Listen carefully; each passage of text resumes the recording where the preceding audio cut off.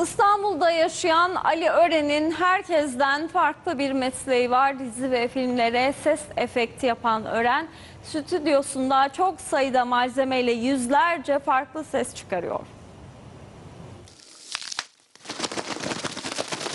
Kimi zaman bir gladyatör oluyor, kimi zaman gökyüzünün maviliklerine kanat çırpan bir kuş. Foley sanatçısı Ali Ören mikrofonunun başında filmlere hayat veriyor.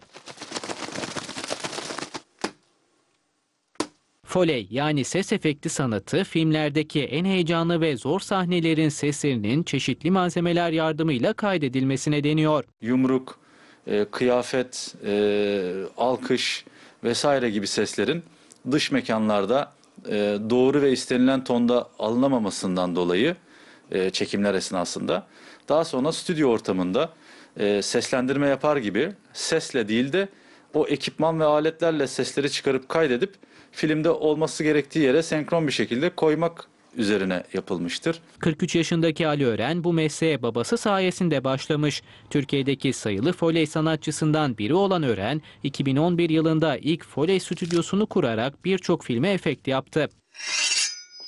Şu an bir sinema filmindeki basket maçı sahnesinin ses efektini yaratmak için mikrofonunun başına geçti. Görüntüyle senkronize bir şekilde en gerçek basket topu sesini kaydediyor.